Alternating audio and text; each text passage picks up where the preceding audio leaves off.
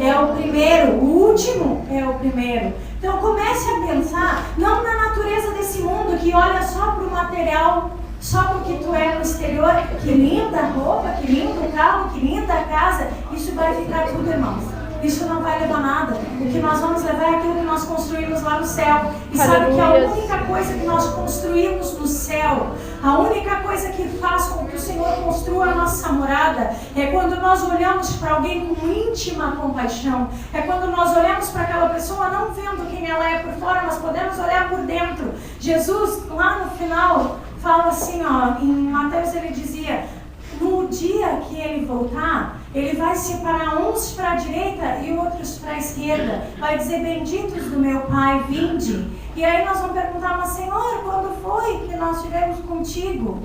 Mas eu nem tive contigo antes. Tu teve quando tu deu de beber, quando tu deu de comer, quando tu alcançou a tua mão para lembrar que tem outro mais necessitado. Sabe que teve um período que nós trabalhamos lá na Floresta, que é um bairro muito pobre da cidade de Bagé, em que eu tinha depressão profunda. Então eu passava dentro da minha casa chorando e me lamentando quão miserável e quão pobre eu era, porque eu não tinha a família que eu queria, porque eu não tinha o que eu sonhava, o que eu tinha planejado para a minha vida e não queria aceitar aquilo que Deus tinha me dado. Eu não via que isso que era a bênção do Senhor para mim. Então nós fazíamos esse projeto lá, eu, a pastora Cleia, a Jennifer, a pastora Eva, o Gildásio, nós íamos de novo para aquele lugar e quando eu cheguei naquelas casas, irmã, as pessoas não tinham um lugar nem onde lavar roupa, nem um tanque, e eu reclamava com máquina de lavar em casa.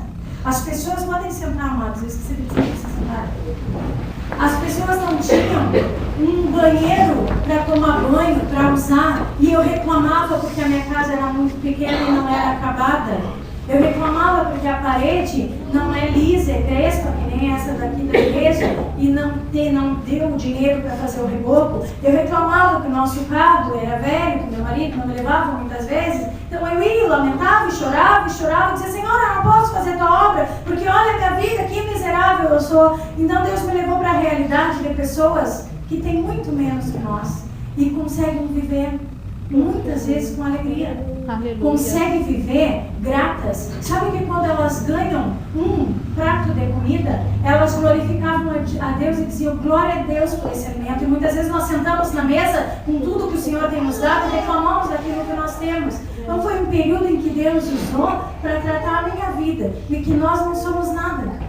Nós dependemos totalmente do Senhor. Então não custa nós olharmos para o lado, parar de olhar para o nosso umbigo e dizer, Senhor, mas eu não tenho a minha casa própria ainda. Mas Senhor, nem o carro que tu me prometeu, tu não deu ainda. Mas Senhor, e aquele emprego maravilhoso que eu queria? Mas Senhor, e a minha família, tu ainda não abençoou. Eu não posso fazer. Nós podemos fazer, sabe por quê? Porque nós somos livres. Nós não precisamos de nada para adorar a Deus. Nós não precisamos de nada para servir ao Senhor. Nós só precisamos construir a nossa morada no céu com Ele, para que o dia que nós chegarmos, nós ter uma coroa para receber, nós ter o nosso galardão para receber lá, porque senão vai chegar lá e vai dizer, não, a tua casa não está pronta, mas por que, Senhor, eu fui tão boa lá para ti, eu fazia altos espetáculos, eu pregava, eu pulava, eu dançava, eu sapateava, uau, eu era um ministro de louvor, que maravilha, todo mundo achava eu maravilhoso. Sabe que isso não nos leva para o céu e não acrescenta nada na nossa coroa, não acrescenta nada na nossa salvação, não acrescenta nada na nossa vida com Deus. Nós podemos ser maravilhosos para os homens, mas nós temos que querer ser maravilhosos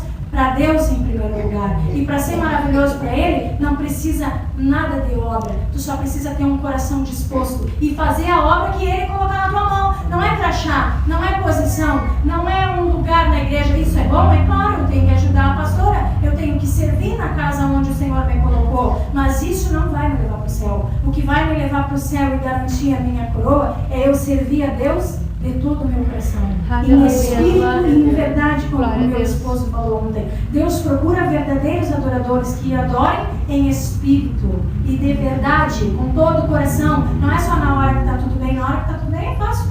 Quer ver adorar a Deus quando a casa está caindo. Aí que Deus vai ver. Se não fosse assim, Ele não tinha permitido acontecer isso com Jó. Se não fosse dessa maneira que Ele prova os nossos corações, a Bíblia toda não estaria recheada de situações em que Deus provou o homem na sua dor. Então, quando você estiver passando por tribulação, faça como diz a palavra. Dê glória a Deus, porque Aleluia. isso vai acrescentar peso Glória a de Deus. glória sobre a sua cabeça. Vai acrescentar brasa viva sobre a sua cabeça. Dê glória a Deus pela luta. Dê glória a Deus porque Deus está permitindo que você seja aprovado. É porque você tem para ser aprovado. Dê glória a Deus porque é mais uma pérola, uma joia preciosa que vai ser acrescentada sobre a sua vida. Amém? Quando nós falamos em intimidade, nós temos que saber que intimidade quer dizer relação íntima, íntimo, profundo, interior. Nós viemos muitas vezes viver uma relação superficial com Deus. Eu venho aqui, a pastora me enxerga, os irmãos me enxergam, tudo bem? Oi, irmã, paz? Como é que tá? Tá bem? Passou bem a semana? Oh, glória a Deus, e vou para casa e sair igual. Muitas vezes eu venho aqui e nem falei para Deus qual é a real situação que eu estou vivendo. Eu não pergunto, tudo bem? Tudo bem, uma maravilha, mas lá no fundo, por dentro, está morrendo. A palavra fala confessar a Deus para ser perdoado, mas confessar o teu irmão para ser sarado. Você, para ser sarado, tem que confessar para Deus, tem que crer em Deus e também acreditar no seu irmão. Procure aquele que é íntimo, que é seu chegado, que é um discipulador, que é um pai na fé. Peça ajuda, não é feio dizer, olha, não entendi isso, eu não estou me sentindo bem hoje. Tem momentos, irmãos, que nós não estamos nos sentindo bem. Nós precisamos falar, mas crente vitorioso também não está todos os dias no altar chorando e lamentando e dizendo, eu não posso, eu não tenho. Não, eu vou na frente toda hora. Peraí, irmãos, chega um momento da nossa vida que chega de vir na frente. Chega de estar chorando, chega de olhar para suas feridas, chega de olhar para suas dores. Vamos olhar um pouquinho para a dor do meu irmão. Vamos lá eu orar por ele, deixar Deus me usar. Sabe que quando Deus nos usa, aí é que nós crescemos.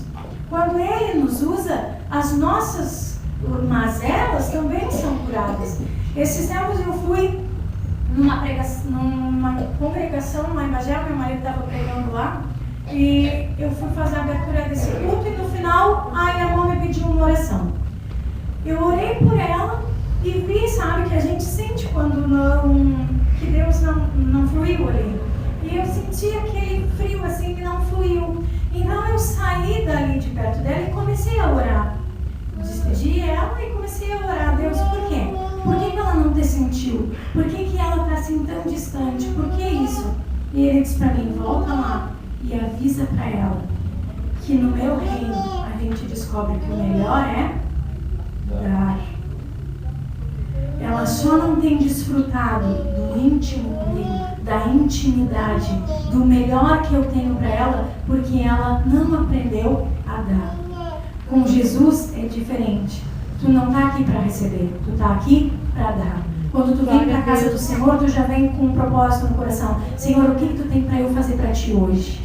Quem vai estar lá para eu abençoar? Quem vai estar lá para eu tocar? Quem vai estar lá para ser sacudido pela tua palavra? É com esse propósito que todos nós temos que vir aqui. Não só quem sobe aqui em cima, mas você que está aí no banco pode abençoar o teu irmão, pode fazer a diferença na vida dele com um simples abraço como você fez hoje aí. Não custa nada e pode transformar uma vida. Isso é intimidade. É poder se colocar na mão do Senhor e dizer, o que tu quer que eu faça? Jesus fazia aquelas coisas loucas porque sempre perguntava para Deus, o que eu faço?